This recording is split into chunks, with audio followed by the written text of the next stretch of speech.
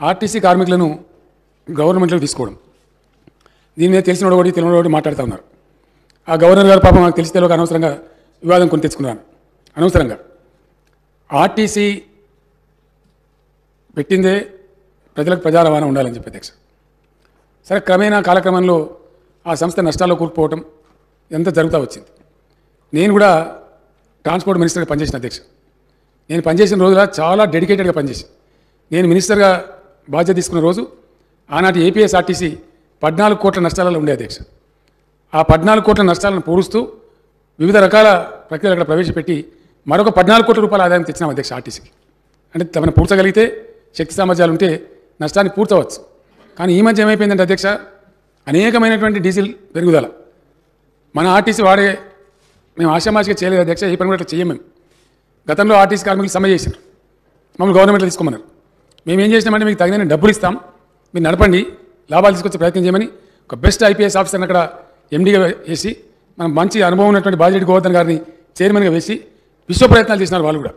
ఎంత చేసినా ఈ అబ్నార్మల్ డీజిల్ ప్రైస్ అధ్యక్ష మన చేతులు ఉండలేదు, సెంట్రల్ గవర్నమెంట్ చేతులు ఉంటా ఉంది. అది ఎట్లా ఉందంటే సుమారు 40 లక్షల కిలోమీటర్లు తిరుగుతాయి అధ్యక్ష మన బస్సులు. 6 లక్షల లీటర్ల డీజిల్ ప్రతిరోజు కాల్స్తాయి. 6 lakh లీటర్స్ డీజిల్. 60 రూపాయల డీజిల్ 110 రూపాయలు 105 రూపాయలు అయిపోయింది. అమాంతంగా 45 రూపాయలు పెరిగితే రోజుకు 2.5 కోట్ల రూపాయలు డీజిల్ మీద నష్టం వస్తూ ఉంది అధ్యక్ష. ఎక్కడి నుంచి మొదలవడాల సంస్థ? మన క్యాబినెట్లో మేమందరం కూడా దాదాపు 5.5-6 గంటలు చర్చించి, గతంలో మనం వద్దనుకున్నాం, మరి ఇప్పుడు ఏం చేయాలి?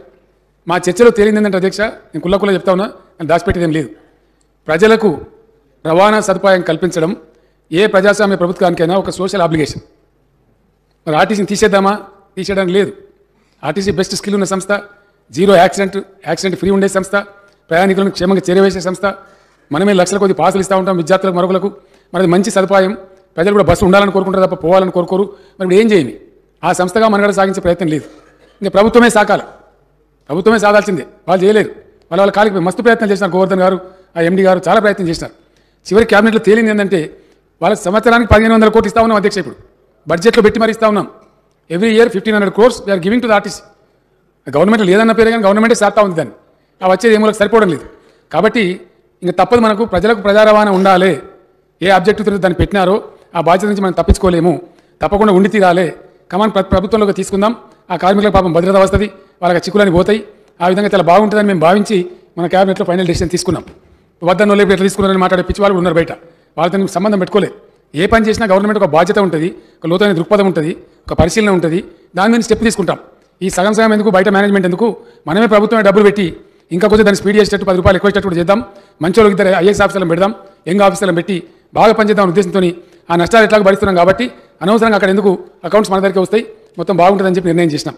కొంతమంది ఎంత దుర్మార్గంగా అంటే అధ్యక్ష, ఇంత నీచులు కూడా ఉంటారు రాజకీయాలలో. ఆర్టీసీ ఆస్తుల మీద కన్నేసినాం అని మాట్లాడతారు. ఇంతకన్నా దౌర్భాగ్యం ఉంటుంది అధ్యక్ష, ఇంతకన్నా దరిద్రం. ఏం చేసినా ఒక అడ్డంపుడు మాట్లాడతామంటే ఇదే దుఃఖం కలిగించేది అధ్యక్ష. ఇంత బాధ్యతాయుతంగా పనిచేసే ప్రభుత్వం ఆర్టీసీ సేవలు పెంచుతాం, ఆ బస్టాండ్లను ఇంకా బ్రహ్మాండంగా చేస్తాం, మోడర్నైజ్ చేస్తాం, సౌకర్యాలు పెంచుతాం, ఇంకా అవసరమైతే ఇంకో 10 ఎకరాల జాగా తీసుకుంటాం. ప్రభుత్వ పరంగా ఎన్ని డిపోలు కట్టిస్తున్నాం అధ్యక్ష.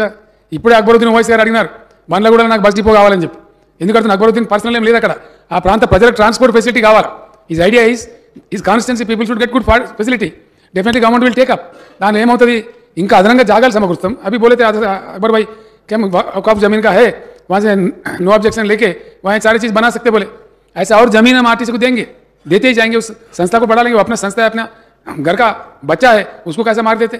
तो इतने దుర్మార్గం మాట్లాడే ఈ చిల్లరగాల మాటలని కాదు. ప్రభుత్వం అంటే ప్రభుత్వానికి ఒక బాధ్యత ఉంటుంది. సమాజానికి మేము జవాబుదారులము. ఖచ్చితంగా రవాణా సదుపాయాన్ని ప్రజలకు అందుబాటులో ఉంచాలని, ప్రజలకు ప్రజా రవాణా అందుబాటులో ఉంచడం ప్రజాస్వామిక ప్రభుత్వం యొక్క సామాజిక బాధ్యతని గుర్తించి క్యాబినెట్లో 4 గంటల సేపు చర్చించి దాన్ని ప్రభుత్వంలోనే చేర్చుకుని ఇంకా బాగుంటుందని చెప్పి ఆలోచించి ఒక బాధ్యతమైన నిర్ణయం తీసుకున్నాం. అందులో కూడా ప్లస్ మైనస్ అని చర్చించి డైరెక్ట్ గవర్నమెంటే కరెక్ట్ అని చెప్పి వాళ్ళని తీసుకున్నాం. వాళ్ళకి భద్రత వస్తూ ఉంది. అప్పుడు పీఆర్సీ ఇస్తాం, వాళ్ళకి ఆటోమేటిక్గా పెరుగుతుంది. ఏ సదుపాయం ఎంప్లాయీస్కి ఇచ్చినా ఆ 43,000 ఉద్యోగులకు కూడా అన్ని పెరుగుతాయి. పాపం వాళ్ళు కూడా సంతోషంగా ఉంటారు, ఉద్యోగ భద్రత వస్తుందని కార్యకలాపాలు కూడా పెరుగుతాయని అనుకున్నాం అధ్యక్ష. మన గవర్నర్ గారు ఎందుకు ఉంచుకున్నారో తెలియదు. ఆ పనులంతా పెట్టుకొని 96 క్లారిఫికేషన్లు అడిగి, అది మినిమం అధ్యక్ష. అసలు గవర్నర్ చెప్తే అదే చెప్తున్నాను నేను. ఈ సభ్యులు వెళ్ళిపోతారని నేను చెప్తున్నా, నేను దాటగానే వీళ్ళు దాటగలని చెప్తున్నా. అయితే వారికి జ్ఞానోదయమై గవర్నర్ గారు మధ్యాహ్నం బిల్ సంతకం చేసి పంపించారు. చాలా సంతోషం. వారికి నేను ధన్యవాదాలు చెప్తున్నా. ఆర్టీసీ కార్మికుల పక్షాన, నా పక్షాన. ఇప్పుడు ఆ బిల్లు వచ్చింది, రెడీగా ఉంది. ఇంకోటి మున్సిపల్ బిల్ కూడా చిన్నది ఉంది. ఆ 2 కూడా బిల్లు పాస్ చేసేవారు గౌరవ సభ్యులు దయచేసి సభలోనే ఉండాలి. అది మన బాధ్యత. నేను తినలేదు కాబట్టి నాకు ఒక్కరిని పర్మిషన్ ఇస్తే నేను పోతా. పొమ్మంటారా? నేను లంచ్ చేయలేదు కాబట్టి వెళ్తాను. మిగిలిన సభ్యులు దయచేసి ఉండి తమరు కూడా కొంచెం ఓపిక చేసుకొని ఉండి ఆ బిల్స్ కూడా కంప్లీట్ చేస్తే ఈ సెషన్కి పూర్తిగా నిందన వస్తుంది కాబట్టి అది చేయాలని కోరుతూ సెలవు. అధ్యక్ష ధన్యవాదాలు. ఒకసారి మన దళిత ఎమ్మెల్యేలతోని మీరు ఒకవేళ రెడీగా ఉంటే అందరు శాసనసభ్యులు ఈ పార్టీ ఆ పార్టీ అనకుండా మన దళిత పార్లమెంట్ సభ్యులు దళిత ఎమ్మెల్యేలతో ఒక సమావేశం పెట్టి ఆ అసైన్మెంట్ ఇది మొన్న నాకు తెలిసి ఏపీ గవర్నమెంట్ కూడా ఒక జీవో ఇష్యూ చేసింది. ఇన్ లైన్ విత్ దట్ వాళ్ళు అమ్ముకోవడానికి మనం హక్కులు పొద్దున రాజేంద్ర గారు కూడా వారు మాట్లాడినప్పుడు అది డిమాండ్ చేసినారు. ఎందుకంటే ఎట్లా ఉంటేలే ఆ భూములు దక్కనిస్తలేరు. అట్లనే వాళ్ళకి బెనిఫిట్ అవుతుంది కాబట్టి అట్లీస్ట్ అర్బన్ ఏరియాస్లో వ్యవసాయ భూముల అమ్మకానికి మనం అనుమతించకపోయినా వ్యవసాయం చేస్తున్న వాళ్ళు శుభ్రంగా చేసుకుంటున్నారు. ఎందుకంటే వాళ్ళకి ఫ్రీ పవర్ వస్తూ ఉంది, రైతు బంధు వస్తూ ఉంది, వాళ్ళు ఇప్పుడు అమ్మడానికి సిద్ధంగా లేరు. ఆ భూములు వాళ్ళ ఆధీనంలోనే ఐఎమ్ హ్యాపీ. కానీ అర్బన్స్లో ఉండే దళిత ఈ భూములు అయితే ఏవైతున్నాయో వాటిని అమ్ముకోవడానికి పర్మిషన్ ఇచ్చినా వాళ్ళు కొంత మంచిగా డబ్బు సంపాదించుకొని వేరే చోట 4 ఎకరాలు కొనుక్కునే అవకాశం ఉంటుంది. నాకు ఆ సింపతి ఉంది. నేను షార్ట్ పీరియడ్లో మీరు ఎస్ అంటే తప్పకుండా మీటింగ్ వెళ్తాం. రాబోయే 5-6 రోజులలో అందరం కలిసి యునానిమస్గా ఒక నిర్ణయం తీసుకుని మేడ్ జీవో కూడా మనం ఇష్యూ చేద్దాం. I have no objection. తర్వాత అధ్యక్ష, రాష్ట్రంలో మొట్టమొదటిసారి సఫాయి అన్నా నీకు సలాం అన్నా అని స్లోగన్ ఇచ్చిందే బీఆర్ఎస్ గవర్నమెంట్. పంచాయతీరాజ్ మున్సిపల్ కార్మికులందరికీ మా హయాంలో ఇచ్చినంత జీతం ఎప్పుడు కూడా పెంచలేదు అధ్యక్ష. మొన్న కూడా దశాబ్ది ఉత్సవాలను పురస్కరించుకొని 1000 రూపీస్ మళ్ళీ నేనే పెంచిన అధ్యక్ష. ఎవరైనా సరే గొంతెమ్మ కోరడం సమంజసం కాదు. పేమెంట్స్ కూడా గతంలో శాలరీ 4 నెలలకు 6 నెలలకు ఏడాదికి ఇచ్చేది అధ్యక్ష. గ్రామ పంచాయతీల యొక్క, మండల పరిషత్ల యొక్క, మున్సిపాలిటీల యొక్క బడ్జెట్ రూపకల్పనలో కూడా నేను పర్సనల్ ఇంటర్ఫియర్ అయ్యి ఛార్జ్డ్ అకౌంట్ కింద దాన్ని పెట్టినాం అధ్యక్ష.